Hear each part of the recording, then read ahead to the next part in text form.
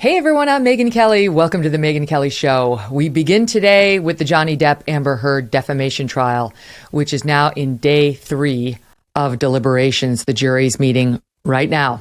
They got the case on Friday. This case is all so many of my friends have been talking about. I don't know about you, but it's incredible to me. With 2 mass shootings, with inflation at record levels, the buzz online, not to mention in our little Jersey Shore beach town last weekend, was all about this couple's failed marriage, because we are obsessed with celebrity in this culture and lifestyles of the rich and famous. We love salacious trials, especially of beautiful people with interesting, to put it kindly, lives. And the truth is there are other agendas at play here as well. The death of the Me Too movement, the return of men's rights, maybe. Almost to a person, my friends are Team Depp, and they have come to absolutely loathe Amber Heard. I mean, loathe. You remember Mark Garrigo saying women are particularly hard on other women? Oh, has that been true in my own personal observations? She is diabolical, said one of my pals. She is a person who thinks nothing of destroying another human being for personal gain, said another. I could go on. Everyone's got an opinion on this case, and that is okay, because these two put it out there. They invited us into their sick, warped world of drugs, toxicity, destruction, lies, insults, disgusting personal hygiene, crapping on their staff, desperate insecurity, and abject cruelty. Elon Musk tweeted last week, at their best, they are each incredible. Really? Based on what we heard at trial, at least one of them is actually a sick, twisted, pathetically sad abuser. But which one? This case really is a true he said, she said. They can't both be telling the truth here. Either he physically abused her, perhaps as many as a dozen times as she claims, or he didn't. Depp's team suggesting Amber was the only witness the jury heard from, supporting her abuse allegations. But the truth is, no, they've misstated her claim. Her sister claimed to have witnessed the abuse on the stand under oath. Her makeup artist claimed to have covered up bruises many times. Friends claimed to have heard out-of-control arguments that led to them getting police involved and in a desperate Amber scared on the other line. And one friend testified that she personally photographed Heard's injuries: a split lip, a swollen face, hair, a big clump of blonde hair pulled out and still sitting on the floor in their apartment, allegedly at Johnny Depp's hand. Not to mention the marital therapist who testified that this relationship was mutually abusive.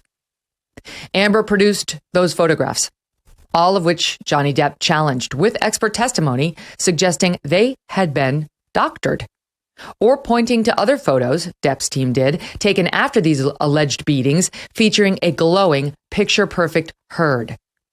Her sister, well, she's blood. The makeup artist never saw what caused the injuries, and so on. The jury was given a lot to think about, conflicting claims on each one of these pieces of evidence. My own take on it is this: there's plenty of evidence to support Amber's claim that she was abused. Sexually abused? Less so. Amber Heard introduced reams of proof on tape and through witnesses to establish some form of abuse took place. I mentioned their joint marital therapist. She was actually Johnny Depp's witness, and here's what she said. There was violence from Mr. Depp toward Amber, correct? Yes, you're right. And then with Ms. Heard, he was triggered, and they engaged in what I saw as mutual abuse. Well, you heard her. There was violence perpetrated by him on her. That's Johnny's witness, who was their joint marital therapist. Okay? So there is evidence in the record from which this jury could conclude he abused her.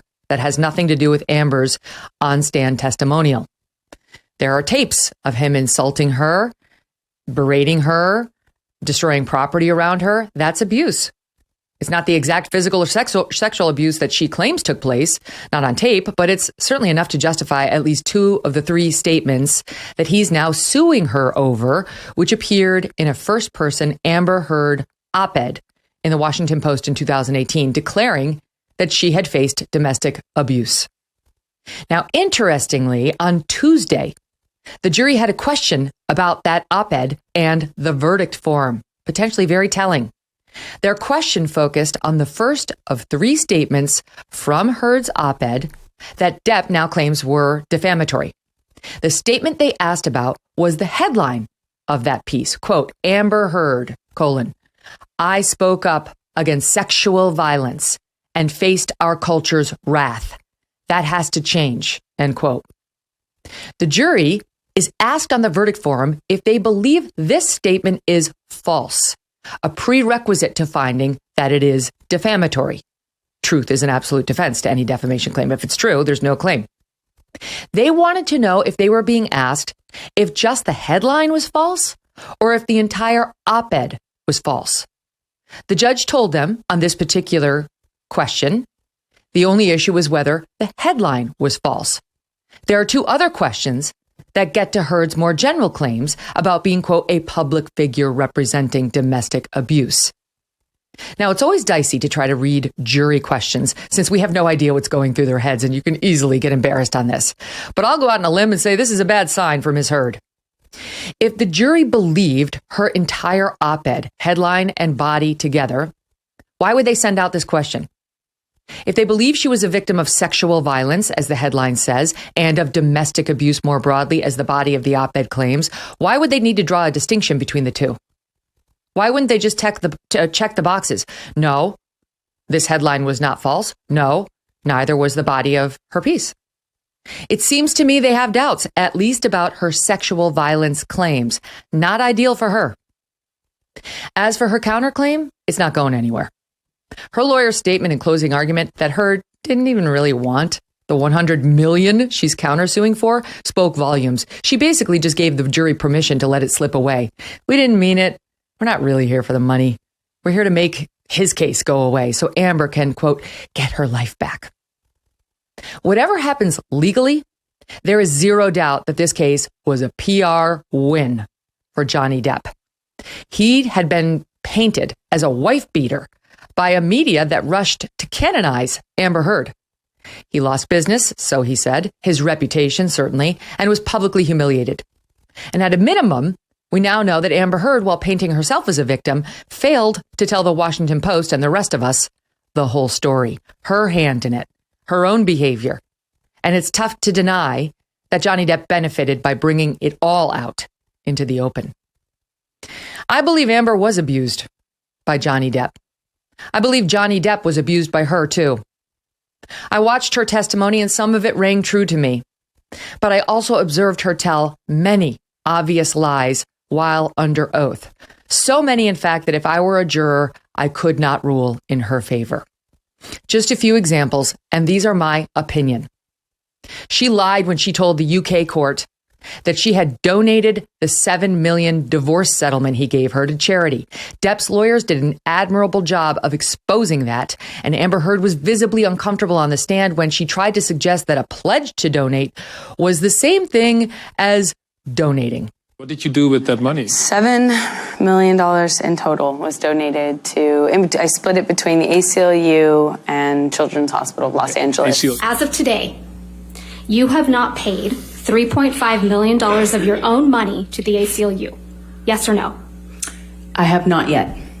And as of today, you have not paid $3.5 million of your own money to the Children's Hospital of Los Angeles, correct? I have not yet. Johnny sued me. She lied when she said her Washington Post op-ed wasn't about Johnny Depp. That was a joke. It was obviously untrue. Later at trial, Heard inadvertently admitted it, exposing her own earlier duplicity. The only one who made it about him, ironically, is Johnny. I know how many people will come out and say whatever for him. That's his power. That's why I wrote the op-ed. Oh, really? Wait, I thought it wasn't about him. She lied when she denied that she or her friend had defecated in her marital bed the night of her 30th birthday, after she and Depp argued and he left for another home. The chauffeur, Starling Jenkins, testified that Heard admitted it to him at the time, Moreover, the feces, which we've seen now in pictures, was obviously not from a 4-pound Yorkie, as Heard preposterously claimed. Did you commit any kind of prank? Absolutely not. Okay. Absolutely not. And I don't think that's funny, period. That's disgusting. We had a conversation pertaining to the surprise she left in the boss's bed prior to leaving the apartment. And when you refer to the surprise in the boss's bed, what are you referring to? The defecation. And what did Miss Heard say about the defecation in Mr. Depp's bed? A horrible practical joke gone wrong. She misled the jury when she suggested that Johnny Depp had thrown his ex-girlfriend, Kate Moss, down the stairs during their relationship, an accusation she gratuitously threw into her own story about a fight she had with Depp atop the stairs, one that came back to bite her in a sensational way. Watch. And Johnny swings at her, and I don't even wait for any other, I don't hesitate, I don't wait, I just in my head instantly think of Kate Moss and the stairs, and I swung at him. Did Mr. Depp push you in any way down the stairs? No. During the course of your relationship, did he ever push you down any stairs? No, he never pushed me, kicked me, or threw me down any stairs. But the biggest and most telling lie of all, the one I would have devoted much of my own closing to, was her claim that she did not leak the video of Depp attacking cabinets to TMZ, and that neither she nor her team alerted TMZ to her court filing in 2016 seeking a restraining order against Mr. Depp. This was the death knell to her credibility, and here is how I would have argued it had I been Depp's counsel. Members of the jury, I would have said, there's a jury instruction often used in the law. It's Latin. Falsus in uno, falsus in omnibus. And what that means is that if you find Miss Heard lied to you during this trial about one thing, you are within your rights to conclude she lied to you about everything. And she did lie to you about so many things, but here, let's take just one. Let's take this one thing, and let me ask you if she's a liar. May 27th, 2016, the day she filed for her restraining order. On that day, someone called TMZ and told them she would be there at the courthouse. Told them exactly where and when and what poses they could expect from her. Maybe it was Johnny, she actually suggested on the stand. She had given him a heads up about the filing, she claimed, so he knew that she would be there. Johnny Depp.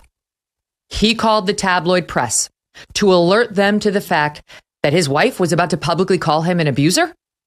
He thought press coverage of that event might be what? Helpful to his career?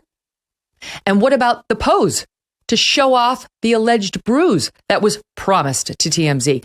Do you believe that Johnny Depp viciously attacked his wife, bruising her face, then called TMZ to photograph her injuries, promising them that she would pose just right so that they could document it to their millions of viewers? Or is it more likely that Amber Heard, who went to the courthouse that day with her publicist and for the first time ever without makeup, saw an opportunity to land a blow in the PR war? And then she had the nerve to look you in the eye. She was very good about trying to make you feel connected to her, wasn't she? She looked you in the eye and she tried to tell you that neither she nor her team had anything to do with that. Does anyone believe that? And why would she lie? Because she doesn't want you to know she's a manipulator. She makes things up to make herself look sympathetic. And then she had the nerve to blame that too on Mr. Depp. This is the same woman who told you that neither she nor her team leaked the video to TMZ of Depp going after those cabinets. A tape taken on her phone by her, to which TMZ now mysteriously owns the copyright. How did that happen? Who could have given it to them? You heard Morgan Tremaine testify. He's from TMZ, that they posted that video within 15 minutes of getting it, and that they would not have done that unless it came directly from the source of the video. He meant Amber Heard. That's where they clearly got it. That's why they have the copyright. That's why they were able to publish it within moments of receiving it. And that is why the end of that video, which you saw here in this courtroom, where Amber mocks Mr. Depp, is cut out of what aired on TMZ. Here is what was shown in court. Nothing happened this morning, you know that? Were you in here? No. So then nothing happened to you this morning? Yeah, you're right. I just woke up and you were so sweet and nice. We were not even fighting this morning. All I did was say sorry. Did something happen to you this morning? I don't think so. No, that's the thing. You want to see crazy? I'll give you fucking crazy. That's crazy. Oh, you're crazy. Oh, you're crazy. Have you drunk this whole thing this morning? Oh, you got this going? You got this going? I just started it. Oh, really? Yes. Really?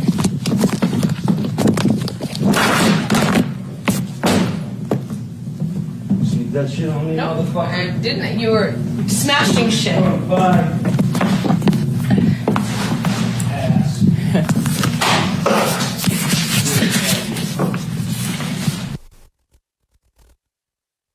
She was in control of what she sent to TMZ.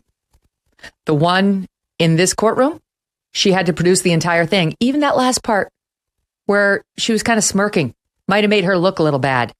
And once again, she lied about it. She looked the jury in the eye and said, absolutely not. I wouldn't have leaked that. Not me, not my team. Because lying comes easy to Amber Heard.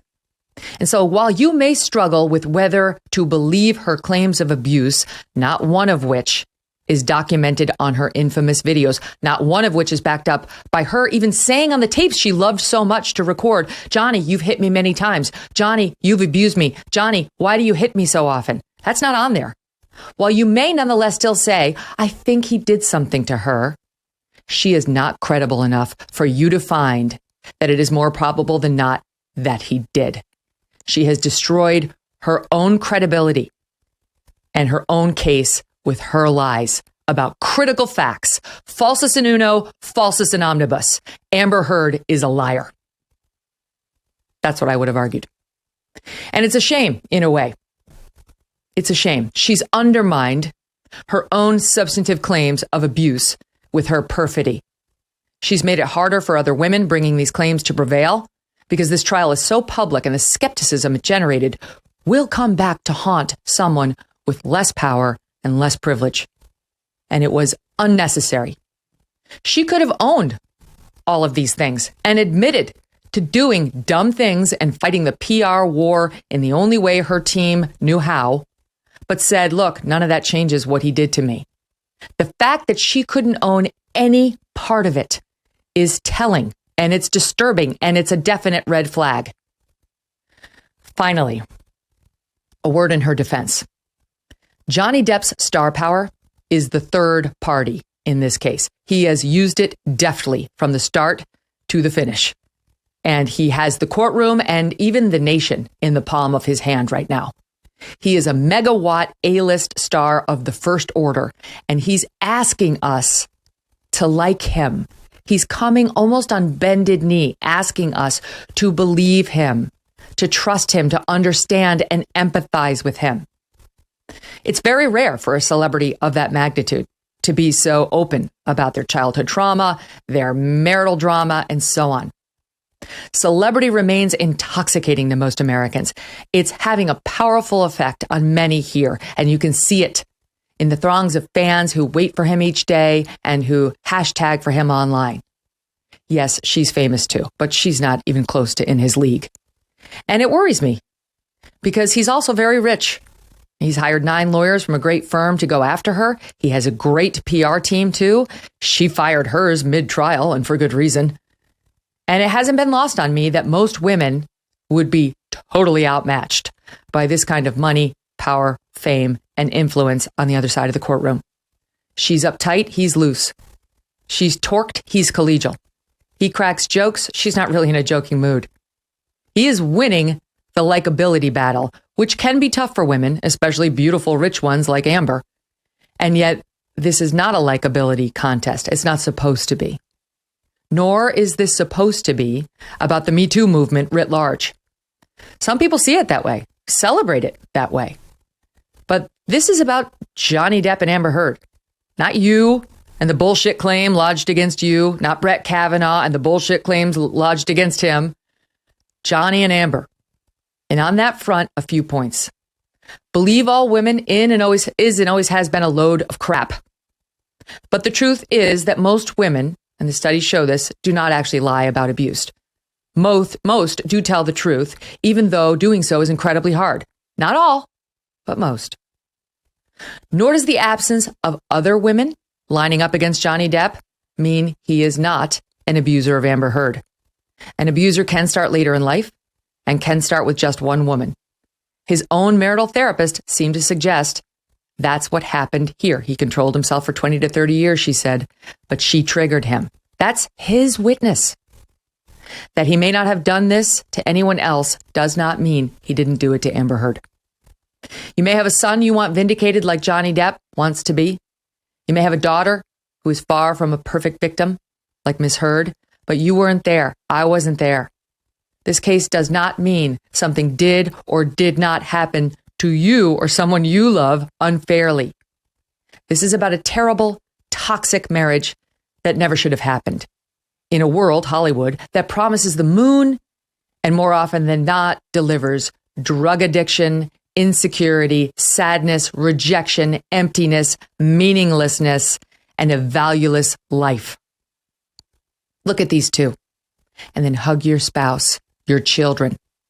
Remember that a life of value is about respect, honor, love for yourself and those you hold dear. Not fame, not drugs, not booze, not red carpets, not 5 penthouses filled with feces and so-called friends you barely know. That truth, more than any other, may be the biggest takeaway of this entire mess. Cryptocurrency may represent the future of money. It's one of the most exciting investment opportunities to come around for some time. But what about taxes? With an Alto crypto IRA, you can trade crypto like Bitcoin and avoid or defer the taxes. Invest with as little as $10. No setup charges, no account fees. Get into investing in crypto and do it in a tax-advantaged retirement account. 150 plus coins are available, including Bitcoin and Ethereum. With industry-leading security, the advanced encryption standard for wallets and private keys, and secure trading 24/7 through Alto's integration with Coinbase. You ready to take your investments to the next level? Diversify like the pros and trade without tax headaches. Open an Alto crypto IRA with as little as $10. Just go to altoira.com/Megyn. That's ALTOIRA.com/MEGYN. Start investing in crypto today. Go to altoira.com/Megyn. Joining me now to discuss, Robert Barnes, founding attorney of Barnes Law. Robert, great to have you back. What do you think? Happy to be here. What do you think? I think that it depends on what the jury thinks about what domestic abuse means. So I think as a whole, there's the cultural subtext here of the excesses of the Me Too movement that Amber Heard sort of piggybacked off of, that I think most of the people watching the case came to the conclusion that she at least was an abusive personality. The only question left was Johnny guilty at least of abuse, even if he was not an abusive personality? And that really depends heavily on your definition of the word abuse. But I think Amber Heard contaminated her defense by making exaggerated claims, making claims that appear to be patently false, sometimes contradictory claims. So I think the problem is, if this case comes down to do you trust Amber Heard or not, then it's an easy win for Johnny Depp. If the case comes down to do you think Johnny Depp's behavior was, as put at one point during the trial, Southern gentlemanly at all times or not, then Amber Heard would not win her counterclaim, but Johnny Depp would fail on his claim. Mm-hmm. I think what Johnny Depp set out to do, he won. He wanted to win in the court of public opinion. I don't think he cares all that much of what happens with the jury. But I think it would be added vindication for his side of the aisle if that took place. And then for the cultural commentators to recognize that Me Too can be Men Too, I think, is a valuable addition if we focus on the broad construct of abuse. If it devolves into a more gender-defined dispute, then we've probably gone backwards rather than forwards. You know, having said everything I just said, one thing that concerns me is I could definitely see a scenario where he did do at least some of these 12 acts of abuse toward her. And yet, she's an imperfect victim. He's richer. He's got a better legal team. He's more determined. He's angrier. And he did threaten to destroy her at the end of their marriage. He did say he was going to bring global humiliation to her. And he's got the means to do it. And there's that little sort of bird in the back of my head saying, is that what's happening here? I think at times there can be aspects of that. I mean, figuring out Johnny Depp is tricky. He's clearly a great performer, and he performed very well throughout the trial and on the stand. Yeah. Given his kind of other, admitted alcohol and drug problems, staying completely clean for 6 weeks might not have been the easiest thing, but he appears to have achieved it. I also thought they did better on just every aspect of marketing. I get that she wants to be seen as sees herself as a tough survivor, but I think that undermined the victim presentation. I represented victims of domestic abuse for 20 plus years, hundreds across the country, started out doing it as a young lawyer. The reality is you got to play into the gender stereotypes that exist if you want to win. It's what I've told many clients, and I've had clients that are like, I'm not going to look this way, I'm going to look this way. And I get it, and I understand it, but I say, look, if you want the jury to see you through their cultural stereotypes that they understand this world to be, then you need to kind of look the part. Johnny Depp played the part of the poor, abused, henpecked star husband who was really the nice, sweet guy underneath. She didn't play the part of a young, vulnerable victim. I mean, she could have dressed differently, had her hair differently, done presentation differently. She was tough. She was invulnerable. And that just doesn't play into the image and archetype that people have of young, abused girl with older, powerful, wealthier Hollywood star. And so all the PR side, Johnny Depp's team did much better than her side. They did. And, I had Garagos on not long ago. We were talking about how early on we both found Camille Vasquez slightly annoying. This is early on where she was like, I do, Miss Heard. I do, like sort of snippy. But by the end of the trial, I really became a fan of hers. And I thought she did a great job. And I thought, her cross-examination was classic. I mean, it's what we learn in law school. It's what we do on trial team all the way through trying real cases. Just the total control of your witness. Yeses, nos, that's it. Anything beyond that, you control your witness. You get an instruction from the judge. You don't let them budge so that the whole story comes out just as you want it to. And, she's only 38 years old. She thought she did a great job. Absolutely. I mean, she was definitely the best lawyer of anybody in the courtroom that I saw, at least. And I thought what she did a good job of is not only understanding how to command different aspects of a witness, but also just communicate and emote in a more real, human way. I mean, she doesn't come from one of the elite law schools, and I think that's why she was probably the best lawyer in the room. Yeah. Is because she has more. She can connect to people in a real, tangible way, and you could tell she had a real connection with Johnny Depp that I thought was very important. That Amber seemed to lack with her lawyers. Everybody's watching, the whole world's watching, the jury's watching, gallery's watching, judges watching. It's important to communicate and emote connection between you as a lawyer and your client. And she did that better than anybody else in the room in terms of with Johnny Depp, as well as communicating most effectively with the jury and staying focused and controlling someone like Amber who wants to go off as a witness, wants to tangent as much as possible is not an easy thing to do. And she managed it very, very effectively. Mm-hmm. She, of course, it's no accident that they used her as lead trial counsel. There's 9 lawyers on that legal team, and there are a lot more senior trial lawyers who are available, I'm sure. But they wanted a young woman sort of sandwiched in between Amber's age and Johnny's to telegraph to the jury. I don't think he did it. I think Amber's the bad guy here. And she did a very good job of that. And they were, right. They were showing affection in an appropriate way between one another. And Amber's lawyers were not likable. At no point did I have anything but sort of mild disdain for them. I cannot believe that there's a guy practicing law whose name is actually Rottenborn. I mean, that's like why you wouldn't rethink that before you tried to go sell yourself to juries. I don't know. It's not good. But I don't think they made any connection with the jurors in the way Camille Vasquez did, which, there's a reason she emerged as the star and they didn't. No doubt. And in my experience, I think Amber Heard does show signs of an abusive personality, even if though most abusive personalities are that way because they are the victims of abuse, often end up in relationships where they're the victim of abuse, but they're also the abuser themselves.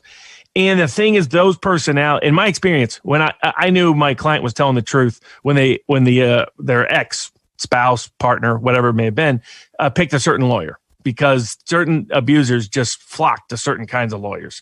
And they tend not to be able to get good, capable, competent, skilled, emotionally stable lawyers because those lawyers either don't like their case or they as a client don't like them as a lawyer. They want lawyers who will do their bidding rather than lawyers who will do what's best for the client. Classic example here is she's kind of in trouble right now because of that headline in particular, factually and legally. But in my view, when I read the op-ed, it appeared that headline was about the first paragraph, which was about other people that she'd been the victims of prior to even meeting Johnny, because she talks about experiencing sexual abuse when she was young and in high school and in college or college age before she met Johnny. And yet, that would have been the defense to embrace. But because she did an all or nothing defense, basically she made that part of her own case by alleging abuse during the trial of that nature. And it's like that was unnecessary from a legal perspective. It made her case more difficult. It made believing her more essential to the case than it would have otherwise had to be. But I suspect that was her decision more than her counsel's decision. And I think the limitations of her counsel reflected the problems of the client. It's fat because that jury question is potentially very telling, right? She did not, it was not submitted to this jury that allegation about her having suffered sexual abuse was about other people. It was, ultimately, she owned that this piece was about Johnny Depp, even though she tried to lie about it, which was just an absurd dodge. And she gave it up. And if the jury comes back with a finding that that's the line, because that's been separated out, that from the other quote, domestic abuse assertions, if they come back saying that piece is the defamation piece and the other two are not, they are really going to live to regret having gone that far. And I realize she testified to an alleged sexual abuse. She claimed that he sexually abused her with a bottle in that same Australia trip in which he claimed she severed his finger with a bottle. So they're each pointing the finger at one another, so to speak. I don't know. That's not something she looks to have previously documented. That wasn't something she had gone to. She had another witness to back her up on. That's all down to Amber.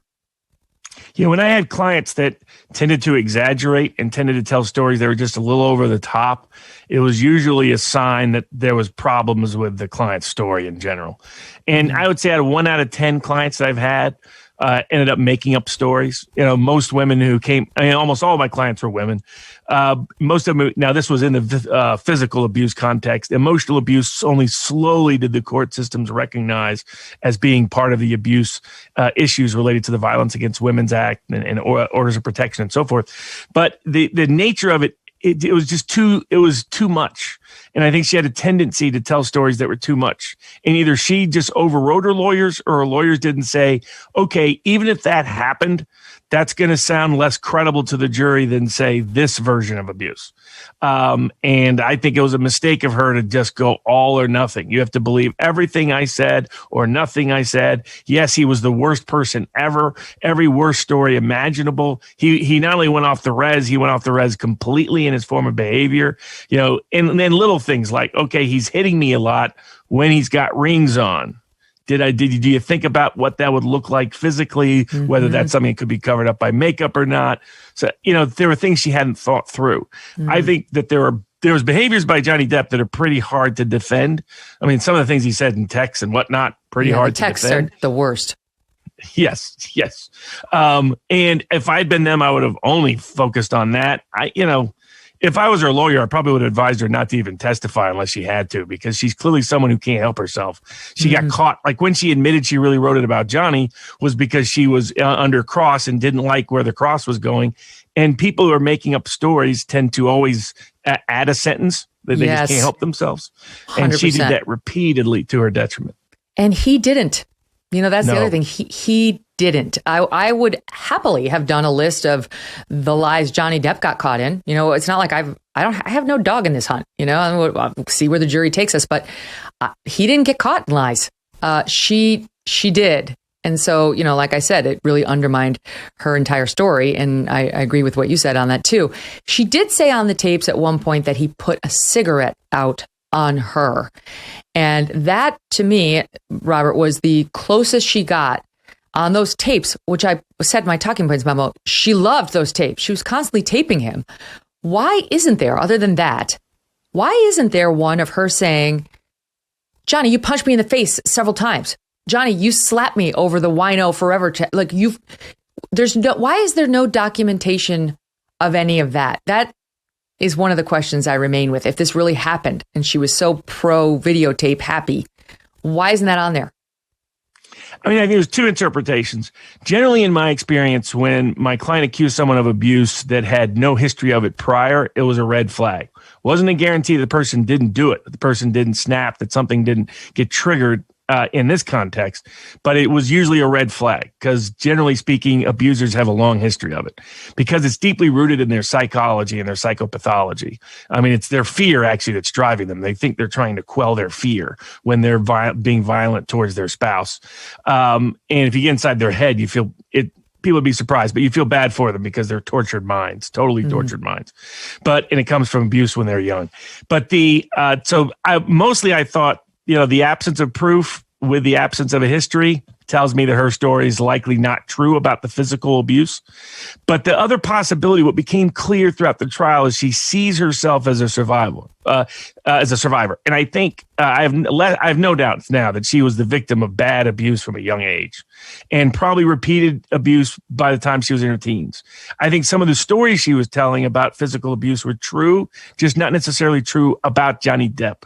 I think she was describing stories from other places and other times. It's why the stories get kind of elastic and a little chaotic in their description and lack certain key details. They're things that happen, just not in the context of Johnny Depp. So I think that's probably the primary reason. But the secondary possibility with her is that she sees herself as a survivor. And survivors don't like to admit they've ever been the victim of anything at a certain level. They overcame. They achieved. They're not affected. They're not impacted. You didn't hurt me. And she even says things to that effect on those tapes. So it's possible the physical abuse took place, and she would never acknowledge it on a tape with Johnny because she's too strong and too tough for that to ever happen to her. I think there's aspects of that in her personality. The evidence in favor of that argument would include her then mocking him for being weak. You know, like, you're such a baby, you know, you always complain. Yeah, I didn't hit you. You were fine. So that would dovetail well with your second theory. I do want to talk about the other evidence she submitted of her alleged injuries and how you think that's playing right now, because most abuse cases or harassment cases or cases involving this type of, you know, power imbalance and abuse of it would not involve any proof other than the word of the woman. But she did have some, so much so that a UK court ruled that she was a truth teller, that there was enough evidence of abuse that it wasn't defamatory for a magazine over there to say he was a wife beater. So what about that? How much the jury be dealing with her supportive evidence? That's where we're going to pick it up after this quick break as we remain on Verdict Watch. Could come at any moment now as the jury's clearly going through the verdict form at this minute. Don't go away. Are you tired of feeling like someone's always watching you on the internet? Maybe the advertisers know a little bit too much about you. Step back, advertiser. Or you're concerned about the privacy of your identity? Using incognito mode will not solve the problem either. IPVanish VPN will. They're here to protect your right to privacy and help you stay anonymous online. IPVanish helps you safely browse the internet without exposing all your private details to third parties. You can use IPVanish on your computers, your tablets, your phones, even devices like your Fire Stick when you're streaming media. When you use IPVanish, all of your data is encrypted. IPVanish makes you virtually invisible online. It's that simple. IPVanish right now offering an incredible 70% off their yearly plan. That's for our listeners with a 30-day money-back guarantee. That is like getting 9 months, almost a year, for free. IPVanish is super easy to use. All you have to do is tap one little button and you are instantly protected. Take your privacy back today. with the brand rated 4.6 out of 5 on Trustpilot. Go to ipvanish.com/Megyn and use that promo code MEGYN to claim your 70% savings. ipvanish.com/Megyn. Welcome back to the Megyn Kelly Show. Back with me now, Robert Barnes, founding attorney of Barnes Law, as we are on verdict watch in the Depp-Heard defamation case. The jury meeting at this moment could possibly be in lunch. We have no idea, but this is day 3. They started on Friday, got a few hours in after the closing arguments, and resumed on Tuesday, given the Memorial Day holiday. And now we're back at it. Is it taking a while? Are you surprised it's taking this long? And what did we glean from that, if anything? Two things. One is that given this is Fairfax County, so it's not a D.C. jury, not as bad as the Sussman jury, but D.C. associated, attendant politically. And I thought the one thing Rottenborn did well at his close was he made the case not about Amber Heard, but about domestic violence and Me Too in general. And he said, if you vote for Johnny Depp, you're voting for domestic abuse, you're voting against Me Too. And this is a very liberal Democratic jury pool, 7 jurors. It's also a Heard-friendly demographic, very male, 5 out of 7 men. As you noted, that women would be a harsher judge of her and Johnny Depp's core base are women over 40, particularly white women over 40. There's only one of those people represented on the entire jury. Actually, no white women over 40. It's African-American and Asian women are the only 2 women. Majority minority jury. So I think you have a liberal Democratic jury. Now, I think it still leans in Johnny Depp's direction just because of how the evidence was presented at trial. And I would still favor Johnny Depp to get a win on some charge of liability. Damages won't matter too much because she's kind of run out of cash defending herself out of this case. Took the $7 million and spent it on lawyers instead of donations, though she pledged it. But I think it's likely going to go in Johnny Depp's direction. But my guess is right now it's 5-2. There's probably a split. Virginia's unique. A lot of states don't require unanimous civil juries. Virginia does. So it's 7 jurors, and they got to get all 7. My guess is at least 1 or 2 are holding out for Amber Heard. Could be hung jury. That would be fascinating. My God, we're going to have to go through this all over again. He just might do it. Although let's hope not, since we both agree he's won the PR war, and that's really what he was after. It's interesting because on that point you just raised, there was a post deliberation motion by Depp's team. They were upset that Amber Heard's lawyer, Rottenborn, told the jury that a ruling against Heard, quote, sends a message that no matter what you do as an abuse victim, you always have to do more. Quote, no matter how honest you are about your own imperfections and your own shortcomings in a relationship, you have to be perfect in order for people to believe you. Don't send that message. And they argued that that argument is improperly asking the jury to focus on a larger social objective than the case they're being asked to decide. The judge said she would not entertain that motion because the case is already in the hands of the jury. Now, it would be extraordinary for her to go knock on the door essentially and say, hey, just want to give you an instruction, one thing to disregard. And even if she had it, it would still be floating out there. And Depp's team, maybe not the lawyers, but his supporters are kind of doing it too, right? Like, this is the death of the Me Too movement. By the way, that already happened in Brett Kavanaugh. But like, this is a chance, to sort of reestablish fairness in the process and, the openness of mind that not all women are truth tellers on these claims. So what do you make of the competing social narratives? I think it was where Rottenborn had to go because of how the evidence had presented itself. You got a jury that's politically predisposed towards the Me Too movement and towards not wanting to be. What he was really saying is, do you want to be the juror who's known as putting a death nail in the Me Too movement? Because of the public and social and cultural significance of this trial. And that was smart of him because I think they were a little desperate at that point. A hung jury's just fine for them legally. What they've lost in the court of public opinion, they couldn't recapture now. And at least if they could avoid a big verdict against her, they've kind of done the best they could do under the circumstances. I don't think she's going to be getting any jobs anytime soon, but her only chance to get back into Hollywood at any level would require a verdict that at least was not in Johnny's favor. And so I think it was the right move by him, politically and even some would say ethically controversial move, but one that was probably in the best interest of his client to make, and maybe what's saving her right now, because I think otherwise most people thought it was going to come back unanimously in favor of Johnny on Tuesday. The fact that we're here after mid-afternoon Wednesday, or going into the afternoon Wednesday, says that at least he did that part of his job effectively enough. Good point. The thing that I keep trying to remember is you and I have had a very different experience. The public's had a very different experience of this case than that jury has. The press coverage of this has been ubiquitous, and it's been largely pro-Johnny, for all the reasons we discussed. I mean, it's very few people are out there defending her. They did some analysis online. It was, as of May 23rd, hashtag I Stand With Amber Heard has garnered about 8.2 million views online. Hashtag Justice for Johnny Depp has earned about 15 billion views. He has a fragrance, I guess a cologne. Its demand for it has soared by almost 50%. Just on Monday night, he went to London. He's a musician, as he testified to as well. And he got a standing ovation after performing at the Royal Albert Hall. There's a groundswell of support for him that we feel.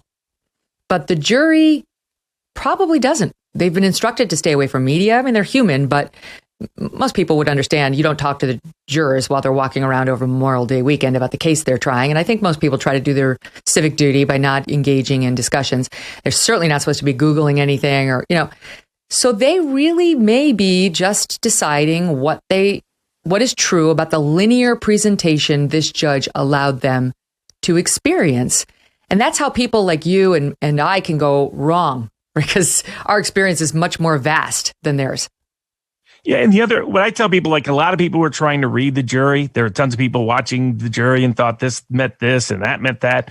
And I was very skeptical because I used to have young lawyers do that. I quit doing it because it would be too unsettling for them, because they would predict basically the juries would do what they wanted the jury to do, and then the jury didn't, and it led them to question the whole legal system. But the whole nature of jurors is very tough to read. And you're right, the biggest thing that's different between the jury and everyone else is the jury was picked because they don't care about these people, because they don't care about this case, because they are not emotionally attached or invested at all. Not in Me Too, not in Men Too, not in Johnny Depp, not in Amber Heard, not in Hollywood, not in social media.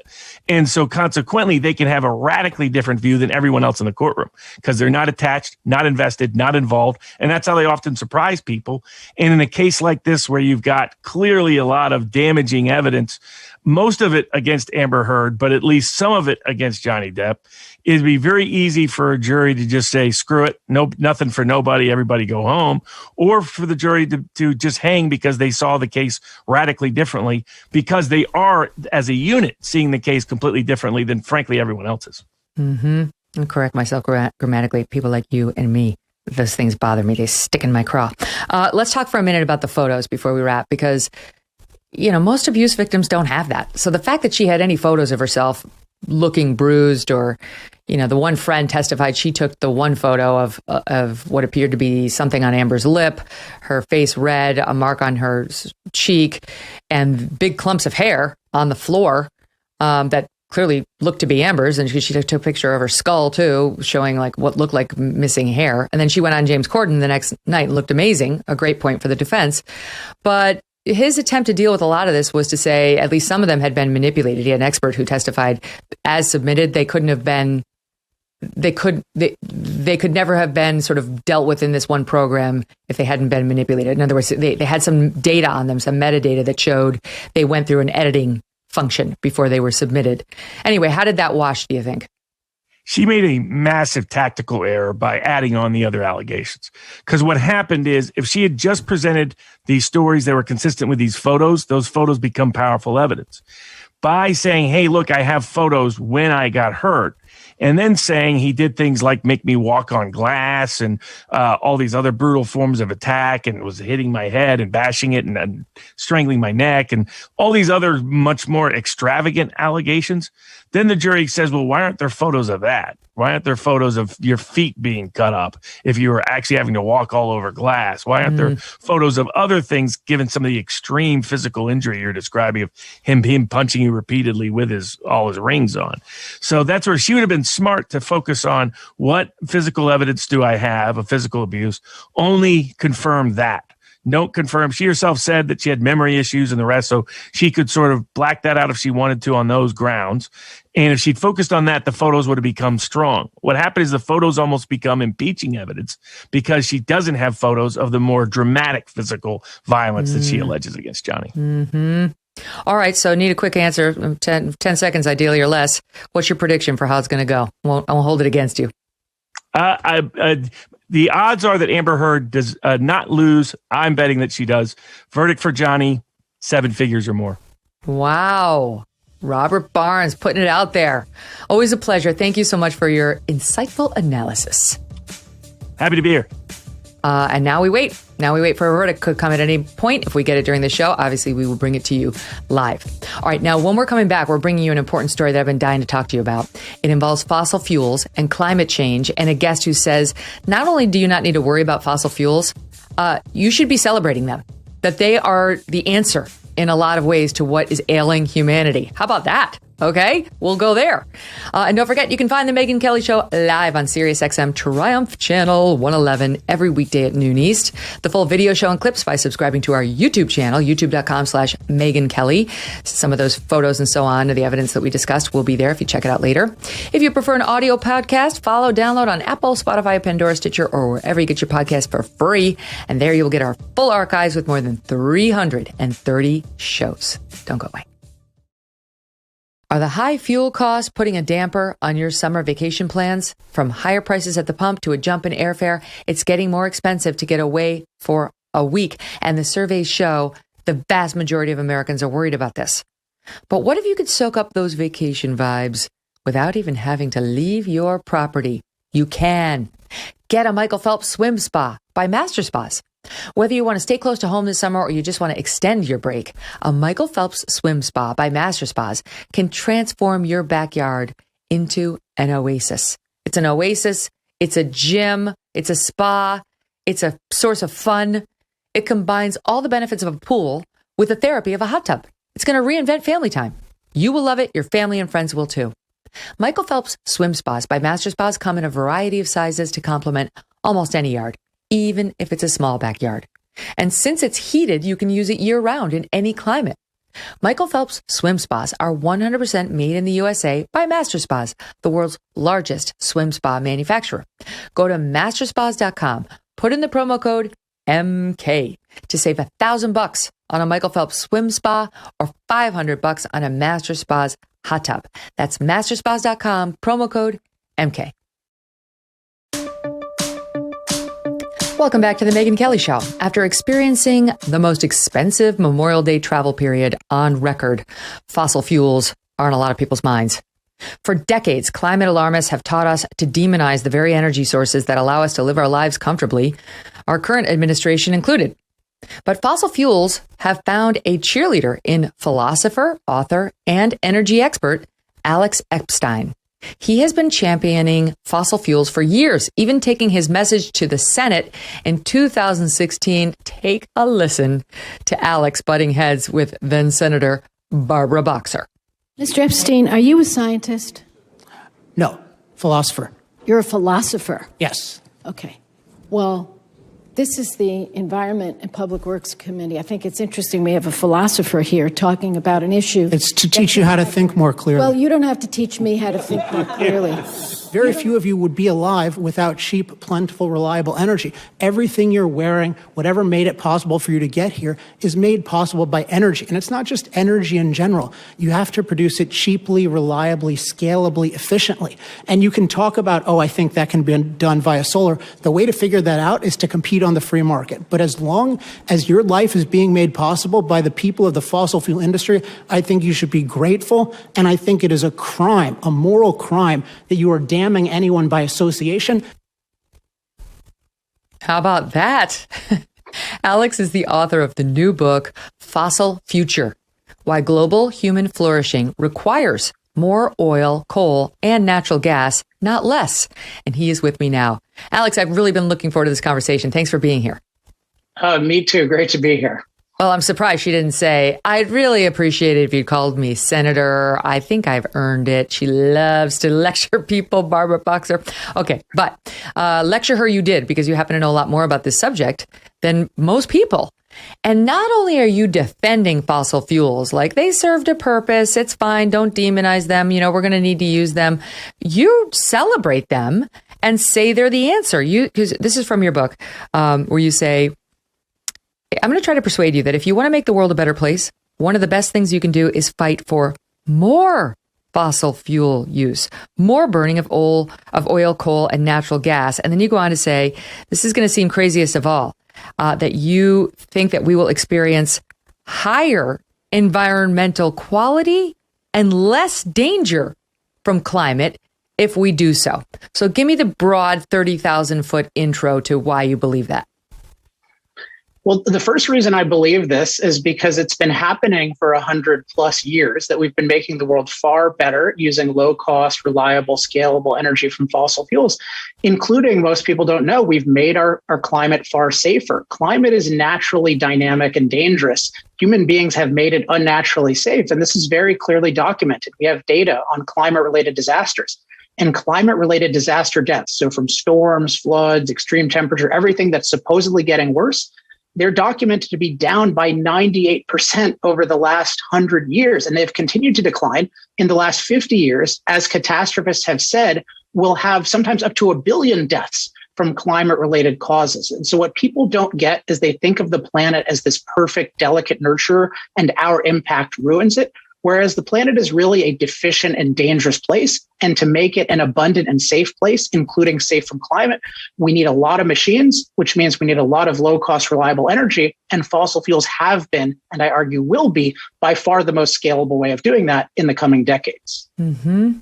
Now, you make sure to point out you're not a climate change denier. You're somebody who acknowledges the planet is warming, but not necessarily at the catastrophic levels that are being predicted.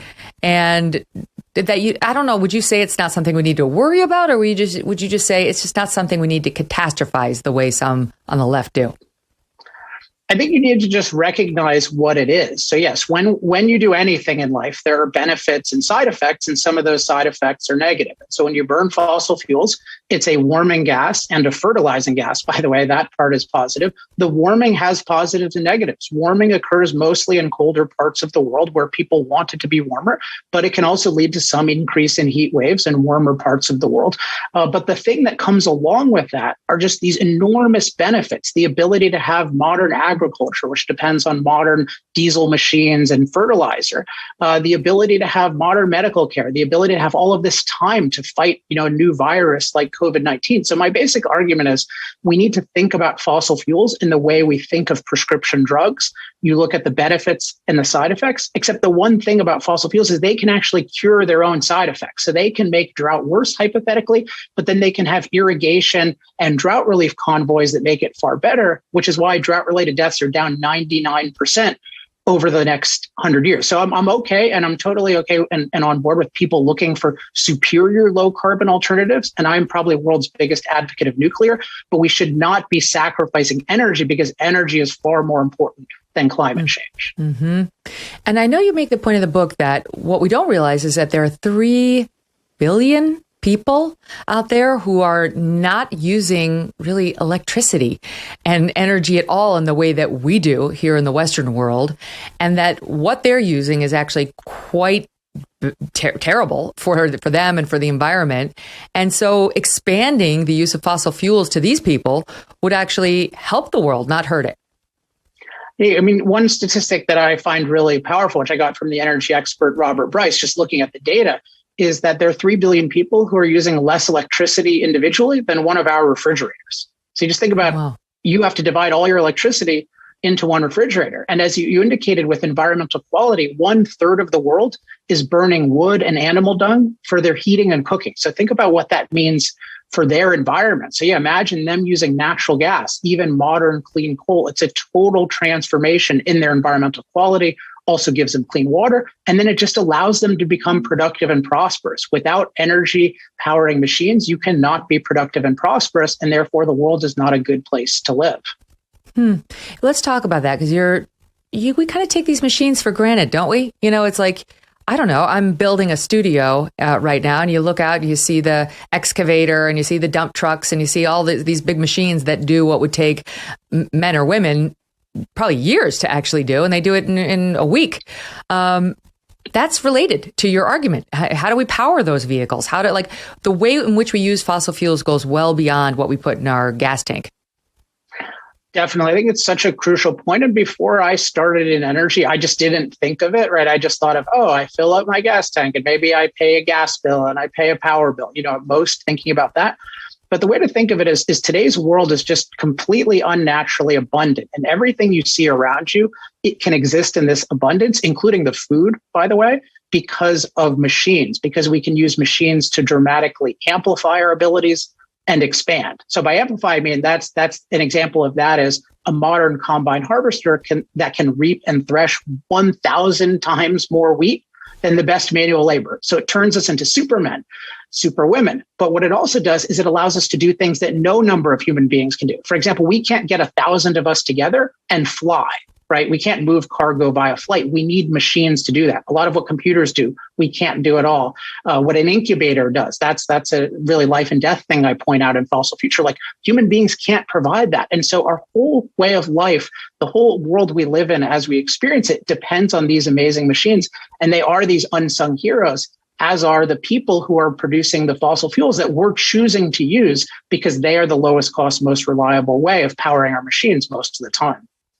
You point out in the book that according to the WHO, 2 billion people lack basic sanitation in this world, toilets and so on, that an estimated 10% of the world's population consumes food irrigated by wastewater, that diarrhea kills roughly 432,000 people annually. I mean, those are just stunning numbers.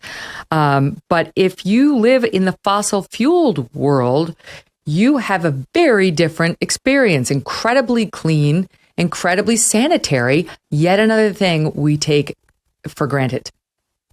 Yeah, and I think we should really lay a lot of blame on what I call our designated experts. The people we're told they're the people who are basically telling us, hey, here's what to do. So the people who are telling us, hey, we need to rapidly eliminate fossil fuels. And what I point out starting in chapter 1 of the book, which is called Ignoring Benefits, is these people are ignoring the huge benefits of fossil fuels now and in the future. And this is really deadly. So an example I've been thinking of lately, because we're hearing talk of starvation, is the fact that we haven't been taught about the benefits of fossil fuels for agriculture, both fertilizer coming from natural gas and all the amazing machines being powered primarily by oil-based fuels. And an example I give is one of our leading experts, a climate scientist named Michael Mann, has a whole book about fossil fuels and climate. And he talks a lot about agriculture, but he only talks about negative side effects, about how warming might harm agriculture in some area. But he doesn't talk about the fact that 8 billion people depend on fossil fuels for their food. And so it's no wonder we've restricted fossil fuels. Prices are skyrocketing and people are threatened with starvation. And I put that on Michael Mann and our other designated experts for deliberately making us ignorant about the unbelievable benefits of fossil fuels. And you touched on the medical benefits a second ago, but they're vast. I mean, you're talking about just something as simple as the MRI machine, or, when my little guy got hurt over our spring break skiing, we had to put him through the CT machine. Like, these things, you don't even think about the little plug you put in the wall and how those things are powered, but it matters. Yeah, and you think about people in the poorest parts of the world using less electricity than a refrigerator. You have real situations now in the world where hospitals have to decide, do I turn the lights on? Do I refrigerate the vaccines? Do I operate the instruments on the operating table? A story I tell is, about a woman in the Gambia in Africa who has a premature baby. And it's in the US, it would be just no problem at all. You wouldn't even think about it. I mean, you just have an incubator and you have all the support. But they don't have incubators because they don't have reliable electricity. And these babies just tragically die. And the rest of this mother's life is just tragically affected by this. And whereas, like, a friend of mine near the same time had a kid premature with much worse complications, and they never think about it anymore because they just had all these amazing machines to support them. So it really is life and death. And it's another case where our experts have failed us, that we're not thinking constantly about all the poor people in the world who need more energy. Right. My God, this happened to Abby. How early was Lillian? How many weeks? Sorry, Aubrey, how many? 31.5. So she came at 31.5 weeks. This is my assistant who I'm talking to. And her baby came at 31.5 weeks and was in an incubator for a long time and didn't leave the NICU.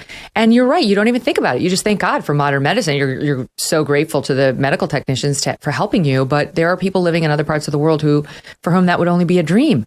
And those are the ones who could benefit from this. And the energy answer that we hear from leftists is solar and wind. And these things can really help these people. They don't have to go right to oil or natural gas. Why is that not true? Well, the first thing we need to always start, I think, by observing reality. So the fact is fossil fuel use is growing around the world. It's still growing. So it's 80% of the world's energy, and it's growing. And it's growing in particular in the places that care most about low cost, reliable energy, such as China and India. So why are they doing this? Is it because they don't know about solar and wind? China, by the way, is using coal to make huge amounts of our solar and wind. So they know about it, but it's just not cost effective for them. And the basic reason is that solar and wind are unreliable forms of energy. So you can't just look at the cost of the solar panels and the wind turbines, which that's what these claims do that claim they're cheaper. You need to look at the full cost, including the cost of providing them 24/7 life support. And when you look at that cost, they add cost to the grid. They don't replace it. There are also many forms of energy that they don't address at all. They just produce electricity, which right now is 20% of the world's energy. So I don't consider these serious. When people talk about them as replacing fossil fuels in a world that is desperately short of energy, I think this shows a real lack of valuing of energy. It's one thing to say, hey, I want them to compete. I want them to evolve. I want them to supplement fossil fuels. I believe that if they are actually competitive, which is a whole issue because they get a lot of preferences. But if you're talking about let's get rid of fossil fuels in the next 27 and a half years, which, by the way, is the mainstream idea in the world right now, which terrifies me. And our government has signed on to this. Like, if you're talking about that in an energy-starved world, I don't think you at all value the benefits of energy. What, when you said that solar and wind turbines only account for electricity, 20%? Did you say 20%? Yeah, 20% of the world's energy is electricity. Okay, 20% of the world's energy is electricity. And that's the only lane in which wind turbines and solar panels can play. What are the other forms? What are the other forms of energy that they don't service at all? So the big categories are different forms of heat. So there's residential heat and then what's called industrial process heat. And then there's transportation, including heavy duty transportation. Now, it's not that they can't play in them at all. So I talk in chapter 6 about ways in which is about alternatives, ways in which eventually you can do more and more things with electricity. But the fact is that often the cheapest way of heating buildings and also generating huge amounts of heat for industrial processes is to burn a fossil fuel such as natural gas directly versus using electricity. So, for example, in California, where I live, we have this insane policy of where we're preventing people from using natural gas now, even though burning natural gas directly is incredibly clean and incredibly cheap. So what are we doing? We're burning natural gas to turn a turbine to eventually generate heat. We put it over transmission lines. It loses, half the energy, often more. It's just totally wasteful. And this hurts the poor most of all. Now, talk about something like flying a plane. You can't do that with electricity. People talk about hydrogen. That's totally in the future. And even it's hypothetical. And even hydrogen is far cheaper to generate with fossil fuels. So again, what I want to point out is that the experts that we're relying on are not giving us the benefits of energy in general and fossil fuels in particular. They're just giving us the negative side effects. Mm-hmm. And that is a catastrophic way to think about things. Can you expand on how these renewable energy sources already and still depend on fossil fuels? Like, if you think you're going all clean and opting for wind or solar, you're not. And also with electric car batteries. Can you touch on that? Yeah, of course. So I'll just take the example of where I live in California. So what we have done is we have subsidized and mandated huge amounts of solar and wind, particularly solar. And if you look at what happens, what we have is in the middle of the day, during sunny time of year, when it's in a really sunny time of day, you'll generate a lot of electricity via solar, and everyone will brag, "Oh my gosh, we have so much of our electricity via solar." But then what happens at night? None of it comes from solar. And so you need to rely on other things. And what you see, and so what you need is and even when the solar is coming, it's never coming in the exact amount that you want it. So it always needs 24/7 life support by reliable, controllable sources of electricity, whether in the state or in the case of California, we import huge amounts of electricity from outside the state. For example, Los Angeles has long imported a lot of electricity from coal in Utah, which I don't think the Hollywood celebrities know that they're doing, but that's part of what makes Hollywood work. So yeah, what happened in 2020 is that there's a heat wave regionally. We were so dependent on other states with more reliable sources, but they needed their electricity because the wind had died down, and in the evening the sun fades, and so there wasn't enough for us. So it's just, whenever you think about these uncontrollable, unreliable sources of energy, you have to recognize they can go near zero at almost any given time, which means they need 100% backup / 100% life support. And when you try to cut back on that to save money, which we've done in California and also Texas has done, then you get blackouts. You're playing what I call reliability chicken, where you're basically praying for it to be not too hot, not too cold, and you want plenty of sunlight and plenty of wind, and nature doesn't always cooperate, and then you have disasters. So we need to recognize what we're doing here. It doesn't make any sense. And by the way, if you want cleaner electricity, which I'm all for, we should be liberating nuclear, because that is controllable, clean, and safe electricity. I love nuclear, and I would love to talk to you more about nuclear. Before we go there, you raise a good point. So rolling blackouts is one thing. Like, okay, I can't turn on my Netflix, or my lights are not on. Okay. In the airplane? No one's going to agree to that. You're going to want a big old tank of gas up there. So well, now also the battery would fall out of the sky, right? That you can't take off with the battery is the other thing about it, right? It just doesn't. Why? It's too heavy? Well, because a battery, people need to think there are reasons why we're using fossil fuels. So fossil fuels have outcompeted alternatives for over 100 years. They're used everywhere in the world, even where people have no incentive to use them, no domestic industries such as Japan. And one reason is because they have this incredible attribute of what's called energy density, which is they store a large amount of energy in a very small space. And that is crucial for many applications, but above all, portability. So if you have an airplane that needs to carry humans and other cargoes, you want the highest density possible. It's because you need to carry your fuel with you. An electric battery has nowhere near the density of jet fuel, which is why you don't have any electric planes. And there was some solar plane that cost something like $100 million, and it flew one person, and they regarded it as some sort of success. I mean, this just shows how much religious fervor there is for solar and for batteries. But yeah, oil is amazing in terms of its energy density. And that's why it's the most valued thing in the world. And that's why when you have all of these administrations and politicians so hostile to oil investment, oil production, and oil transport, you really get a crisis. And that's what we're experiencing right now. And I want to talk to you about this, but I know I should point out to the audience, you're like Schellenberger in that you used to be not like this. You were like, okay, it's fine. And I'm not really thinking about fossil fuels, but it's not like you work for the oil industry. You just took an honest look at this and said, what's working, what's not working, and have come to these conclusions honestly. It's not like you're, for some lobby group that's trying to push fossil fuels. So that's why we should be listening to you. Yeah. Well, yeah, I mean, I think there are a lot of lobbyists. I'm not a lobbyist, but I think a lot of them are really good people. And I mentioned in that Boxer clip, I think it's wrong that we associate people in the fossil fuel industry as they have negative motivations and stuff like that. I consider it really heroic. And most of the people I've met in that industry are really good, but it is true. So Mike is a really good friend of mine, and I'm a big supporter of his for governor. And, he came from a more classic liberal background. I grew up in a very liberal environment. I didn't even know anyone in the fossil fuel industry when I came up with my ideas, let alone ever had any financial relationship. So I was I was free market guy mostly, but I was or very, very strongly, I should say. But I was really scared of climate catastrophe.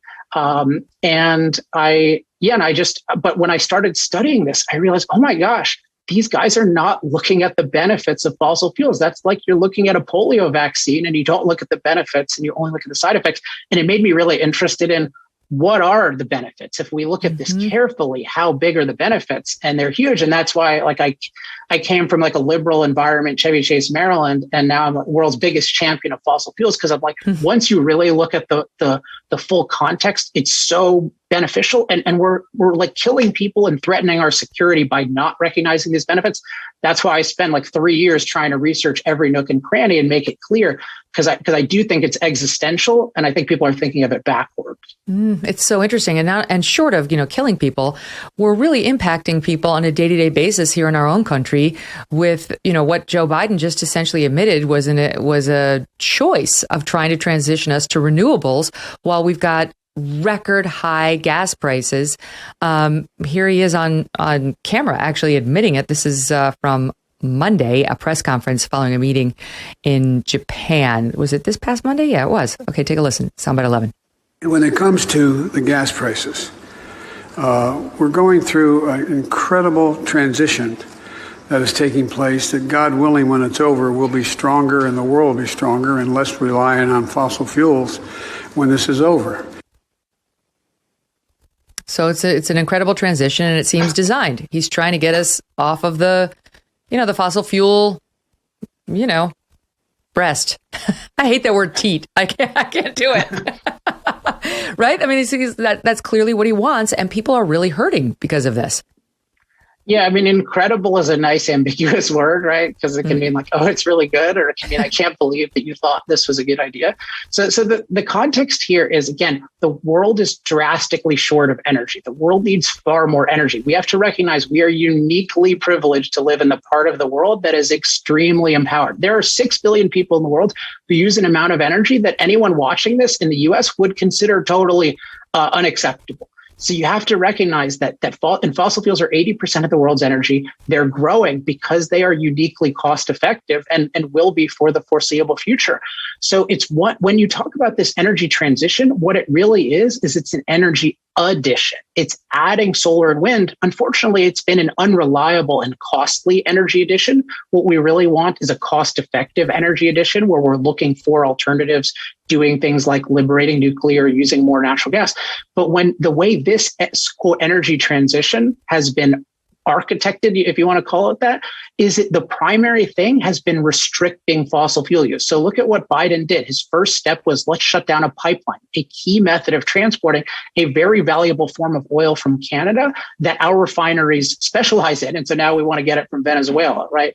Or he shuts down, he bans leasing on federal lands. More broadly, he threatens the oil and gas industry. And he says in his campaign, I guarantee you, we will end fossil fuel, threatening them and making them not want to engage in more investment and production because he's threatening it.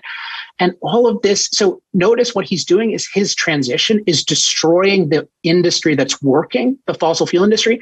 It's not liberating or otherwise enabling a superior industry. And that's why it's so destructive, because it's this false promise of solar and wind that's causing us to dramatically handicap ourselves, which leads to globally high energy prices, and then higher and higher levels of insecurity for us and the rest of the free world. We've invested billions of dollars in renewable energy fields, trying to give people a leg up, give them a crutch, Solyndra and so on under Barack Obama. That's sort of what turned Schellenberger around. He was this Greenpeace type activist saying, let's do this thing, and was one of the guys shepherding the Solyndra project and others for the Obama green energy team, and came to realize this doesn't work. This is stupid. I'm on the wrong train. And so did an honest reevaluation of what might work. But given all those billions of dollars, Alex, like that we've invested of taxpayer money trying to make these industries work here and elsewhere, where are they now? What percentage of the energy that we use are solar and wind that we've invested all that money in? Well, so it's, globally, it's about 3% solar and wind. And then in the US, it's something like 12% of our electricity, about 4% of our energy, maybe it's up to 5% of our energy is solar and wind. But I want to, so the billions, first of all, it's many more than billions, it's at least hundreds of billions, arguably trillions. But the really costly thing is the restriction on fossil fuels that these are used to justify. It's one thing to take our money and waste it, and that is really, really bad. But it is a much worse thing to drastically increase the cost of energy by restricting it. And so when you think about higher oil prices, coal prices, natural gas prices around the world, this was a totally preventable problem. It is only caused by artificial restrictions on fossil fuel investment, production, and transportation, because we've got plenty of the resource and the knowledge of how to harness it has not diminished. It's gotten better than ever. But our politicians on this idea that we need to get rid of fossil fuels and replace them with unreliable solar wind, they have restricted development around the world. And so that is the real tragedy, because you raise energy prices. And as I told Barbara Boxer, and she didn't listen, because she said, oh, you're a philosopher, I don't need to listen to a philosopher. Well, philosopher looks at the big picture. And this philosopher learned a lot about energy and became an energy expert. And a very simple truth is the cost of energy determines the cost of everything, because energy is the industry that powers every other industry. So when you make energy more expensive, you make everything more expensive. And that's what we're seeing most tragically right now with skyrocketing food prices around the world and threats of starvation. No, she did not listen to you. Instead, here is who she listened to, soundbite 12. You have stolen my dreams and my childhood with your empty words, and yet I'm one of the lucky ones. People are suffering. People are dying.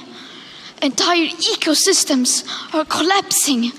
We are in the beginning of a mass extinction, and all you can talk about is money and fairy tales of eternal economic growth. How dare you? Oh boy. Greta Thunberg she's got the ear of most folks on the left in our country and globally. That's what people believe, that we've stolen the childhood of people like Greta, and that we are on the verge of global catastrophe. I mean, I'm very sympathetic to Greta. She's totally wrong about everything, but I get why she's wrong, because she's no child has ever, being a child in her era is like the greatest opportunity any human being has ever had. And this is why I'm really big on, before we're predicting the future, we have to recognize the present. And most of the people we're trusting to predict our future are in total denial about the present. So the truth is that there's never been a better time to be alive, particularly before COVID and before we've had this energy crisis caused by fear of fossil fuels. But in general, it's still, extreme poverty. So people living on less than $2 a day. When I was born in 1980, it was 4 out of 10 people. Now it's 1 out of 10 people living on less than $2 a day. That's adjusted for inflation. That is unbelievable. The world today, again, you're far safer from climate than you've ever been, but people have this false narrative. Talk about whatever she said, false narrative or false dreams. It's this false idea that we inherited a perfect planet and we ruined it. No, yes. We did not. We inherited a dynamic, deficient, and dangerous planet, and we've made it unnaturally abundant and safe to the point where we think it's stable. It was never stable, but we experience it that way because we have so much control over our lives, including we can avoid famine, we can deal with drought, we can deal with flooding, we can deal with all of these things. And life is so good. And if you recognize the level of mastery that we have over nature, including over climate, and that depends on machines powered by fossil fuels, you are optimistic about the future, because if we've made climate so much safer after 170 years of warming and 1 degree of warming, how could you possibly think that another half a degree or a degree is going to be an apocalypse? That's just a primitive religious fear that has no basis in reality or science. Okay, I'm going to squeeze in a break, but after this, we're going to talk about accountability for the wrong predictions from people we're still listening to, and then we will get into nuclear, because it's an exciting form of energy that has been just bastardized by people who have a different agenda, and more people need to know the truth. More with Alex Epstein right after this. Before we go on nuclear, can you give me a minute? Because the car batteries, I never even stopped to think about the fact that I'm okay, I don't have an electric car, but I'm I get it. The car batteries, that makes sense. Don't have a gas guzzling vehicle. Maybe I could do my part to save the environment. And then Schellenberger was pointing out, how do you exactly think that the battery to that car gets charged and powered? And if everybody were driving one, what do you think the United States would look like? And how would we power all the charging stations and so on? So any thoughts on whether electric vehicles are our future? Well, I think the jury is out. So in general, I'm always in favor of innovation and things that are more cost effective. So for most people right now, EVs aren't more cost effective, both because they generally cost more, and also they're not as effective in that they don't have the same range. They take longer to charge. They can have a lot of issues, whether it's when it's really hot or when it's really cold. And in any case, when you're thinking of this, you always need to think about when I think about energy, I always think about what's the full process of producing the energy. Like with solar and wind, I don't just look at what's the cost of the solar panels and wind turbines. I look at, well, what's the cost of the backup that you need all the time? And with the EVs, you need to look at, as you said, where does the electricity come from? And because we have a mostly fossil fueled grid, it comes mostly from fossil fuels. And unfortunately, the EV industry has not been very honest about this. The experience that drove this home for me is I wrote an article in Forbes that got a lot of attention maybe 8 years ago. And it was called With the Tesla S. Elon Musk has created a really good fossil fuel car. And I think that's what caused him to block me from Twitter. Like he didn't like that messaging. But it's really true. It is a really, and I think it is a really good fossil fuel car. If you think that this is rapidly getting off fossil fuels, you're wrong. But there are some advantages of EVs. So I'm all for innovation in the field. The scariest thing to me about EVs is what we have in California, where Newsom is mandating battery-powered vehicles and undercutting our electricity. So that would be like if you mandated corn ethanol and then you prevented people from growing corn. I mean, that's what we face in California. So that's the really scary thing is our electricity is getting worse, and yet we want to become far more dependent on electricity. And is there any risk to, you know what happens when the battery is in your house and you don't take care of it and something crushes it and like some weird stuff comes out and you're like, I'm going to die a toxic death in a year if I touch this stuff. Like, I don't know. Is there any negative effect to the world, to us, and having all these batteries running around and potentially getting smashed up? And it just seems to me there are risks there. Yeah, you need to be aware. So batteries somehow got transformed from the thing you were supposed to be most afraid of, right? You should never throw these in the trash. They're dangerous. To they became viewed as like organic food or like something, they're just viewed as this totally healthy thing that's part of this green environment, et cetera, et cetera. So yeah, batteries are very hazardous. They can burn easily. But I think you can manage those risks, but you have to deal with them in an honest way. You can't just treat them as, oh, they're clean. Oh, we don't need to worry about what to do with them. Schellenberg has also pointed this out with solar panels. Like solar panels have a lot of toxicity in them. You need to have a plan for disposing of them. But I keep coming back to the people who are pushing these solar and wind and batteries as rapid replacements for fossil fuels are not serious about energy. They don't really care about energy. I think the leaders have a hostility toward energy. I talk about this in chapter 3 of Fossil Future. They actually don't like energy because energy allows us to impact the world more wherever it comes from, but they've put forward to mask their hostility toward fossil fuels and nuclear and hydro, by the way. They've pretended to support this like magical green future, but there's no magical future. The green stuff isn't as cost effective, but it also has incredible impacts. And so what you find is that once these impacts become revealed, the green movement says, yeah, we don't really like that too. Like, hey, we want more solar and wind, but let's oppose mining.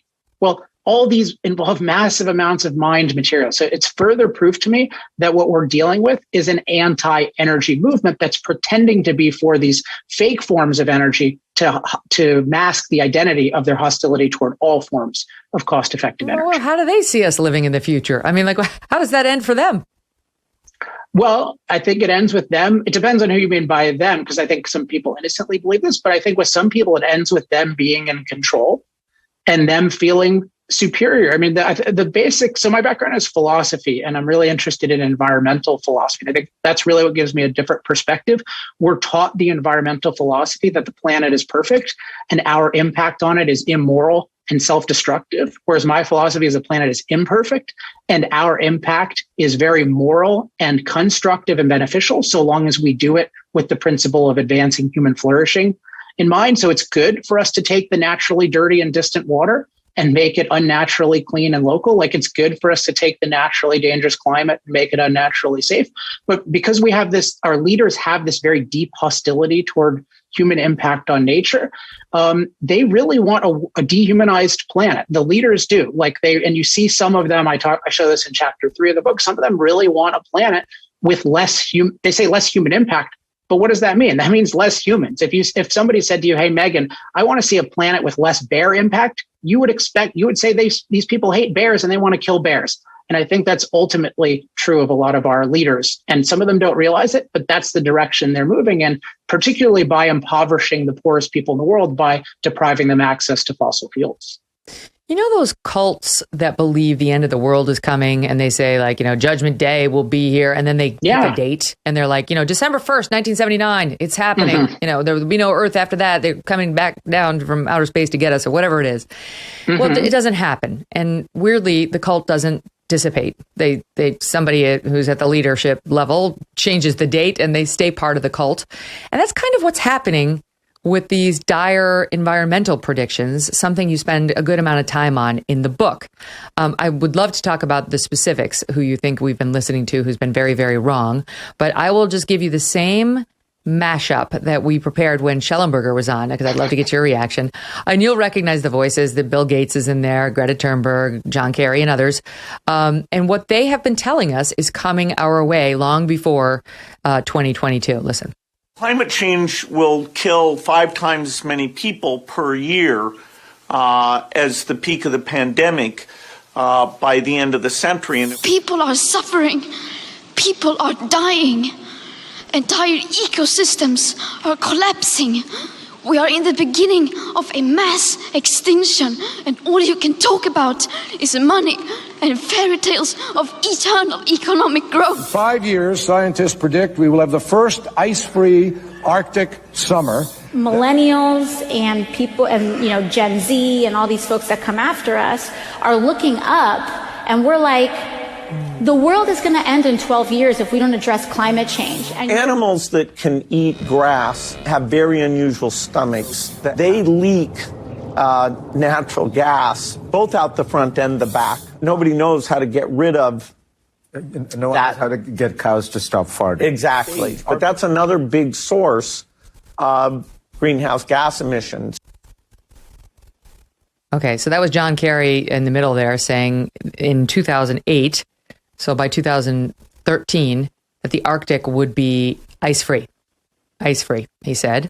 And you heard the other predictions. AOC just a couple years ago said we're going to be dead in 12 years. We got 12 more years. So did any of that pan out? Well, none of those have panned out so far. And I think it's important that in that history, again, the world has gotten a lot better. So I only take predictions from people who acknowledge the past and the present. And unfortunately, this rules out Bill Gates, whom I admire in many ways. But if he talks about quote, climate change killing 5 times more people than COVID, well, climate change, that's a vague term. I would call it climate impact from rising CO2 levels. That's a side effect of fossil fuels. And fossil fuels, their overall effect, if you look at the benefits and side effects, has been to make our lives amazingly long, including amazingly safe from climate. So if he said, yeah, fossil fuels are amazing, they've made us unnaturally safe from climate. We're currently not experiencing a climate crisis. We're actually experiencing a climate renaissance, but I'm afraid of the future for X, Y, and Z. Then I would respect it. But instead, he treats the present as terrible. Notice Greta, who's been miseducated by people like Bill Gates, who says people are dying. No, they're not compared to the past. They're living. That's the story that needs to be told. And if you look farther back, and this is what I do in chapter 2, which is called Catastrophizing Side Effects, you can see our leading institutions, including many thinkers that we've been listening to for 30 plus years and calling them experts, people such as Chief Science Advisor to President Obama, John Holdren. They've been predicting imminent disaster from 4 catastrophes. So catastrophic resource depletion, catastrophic pollution, catastrophic global cooling, catastrophic global warming. And yet we have more resources than ever. We have higher environmental quality than ever, and we're safer from climate than ever. So I had to invent a new term to capture how wrong these guys are. They're not just wrong, they're 180 degrees wrong. And we really need to question whom we're designating as experts, given that they have a track record of being 180 degrees wrong about fossil fuel side effects, and they ignore fossil fuels benefit. There's something deeply wrong with our expert class on this issue, which is why I decided to become an expert myself and write a 420-page book, because I think we need a fundamental re-education from someone who actually looks at the full context. Yeah, you name names. One so-called expert, Noel Brown. Entire nations could be wiped off the face of the earth by rising sea levels if the global warming trend is not reversed by the year 2000. Well, that hasn't happened. Another guy, you mentioned Obama's top science advisor, John Holdren. Carbon dioxide climate-induced famines could kill as many as 1 billion people before the year 2020. Didn't happen, and on this goes. If you read the book, you'll see he names names and gives you the exact predictions that did not come true. All right, in the time we have left, make the case for nuclear. So I think of the case for nuclear as an amazing alternative for the future. You have a lot of people who are pro-nuclear, who are anti-fossil fuels. Actually, Schellenberger used to be this. Now I think he's pro-all energy, and he recognizes the world needs more energy. And that's one thing that's great about him is his thinking evolves over time as he's exposed to new facts and new arguments. But there are people who are pro-nuclear that are hostile to fossil fuels. I think that's a mistake, because fossil fuels are totally necessary in the coming decades to provide the far greater amount of energy the world needs. But nuclear has unbelievable potential. I mentioned how concentrated oil is and how important that is. Nuclear material is far, far more concentrated than oil. It has this huge potential, even one day, for transportation. Right now, we already have nuclear-powered icebreakers, nuclear-powered submarines, nuclear-powered aircraft carriers. So you have this incredible potential to generate just an unbelievable amount of energy in a small amount of space. The problem is we've been regressing on nuclear. Nuclear was a relatively cheap and certainly very reliable source of electricity in the 70s. Now it has been demonized and criminalized in the US to the point where it's about 10 times more expensive. And we've gone from 4 years to make a nuclear plant to 16 years, and it can easily be canceled. So we're in a nuclear tragedy right now. So what we need to do is we need to liberate nuclear. There's a whole bunch of anti-nuclear pseudo-safety stuff we need to get rid of. And that's actually why I give a plan for doing this in Fossil Future, but my next big project is what I call the Energy Freedom Platform, which I'm pushing to candidates this fall. And that includes one of the 5 planks is decriminalize nuclear, because if we don't radically change the laws that are demonizing and criminalizing nuclear, we're not going to get the nuclear innovation that we want. And that could really one day, the long term, replace fossil fuels. And in any case, it could provide far more energy for the whole world. And I want the world to have far more energy. And I think long term, the only way we're going to get that is with a lot of nuclear. The knock, to name a couple, are one is nuclear waste and it not being well contained and it getting into drinking water, et cetera, or playgrounds, what have you, and meltdown. Thoughts on that quickly? Sure. Yeah. So the waste is actually the easiest waste to deal with, which is why we don't have actual problems with it. Right now, it's stored in pools of water that are not at all connected to drinking water. That's why I was laughing about that. And then the meltdown is actually a good thing. What that means is that when nuclear goes wrong, which is rare and, very, very rare, it doesn't explode like basically other forms of energy, which can kill people. It just overheats and it melts down and you have time to get away. You have time to recover, which is why we don't have deaths from radiation in the civilized world from nuclear. So recommend learning more about it in chapter 6 of my book, and there are other resources as well. But it's such an amazing technology. And again, we have an anti-energy movement that's not only anti-fossil fuels and distorting the truth about that, but also nuclear. What that should point out to people is there's something wrong with the way we're being taught about energy. And I submit it's because we have a movement that's really hostile to human impact on the planet. And so it's really hostile to all of our energy that impacts the planet, I believe mostly for the better. Alex Epstein, thank you so much. Good luck with the book. I'm sure my audience is going to love it. I appreciate you being on. Thanks, Megyn. There is a verdict in the Johnny Depp versus Amber Heard defamation trial. All told, the jury was out for 12 hours and 45 minutes deliberating this case. Update from Law and Crime Network, which says that Johnny Depp will not be physically present for today's 3 p.m. verdict. He will be watching from the United Kingdom, where he had, quote, previously scheduled work commitments. Do not know whether Amber Heard will be there, but guaranteed they'll both be watching. We hope you'll watch and tune in to us tomorrow when we'll have a full reaction to what happens today. And we will also have Matt Walsh. Looking forward to him coming back, first time since January, on his new documentary with the Daily Wire, What is a Woman?, which is available today. Check it out and hear him discuss it tomorrow. In the meantime, download the Megyn Kelly Show on Apple, Pandora, Spotify, and Stitcher. And go follow us on youtube.com/Megyn Kelly, where we would love you to subscribe and smash that like button. Thanks for listening.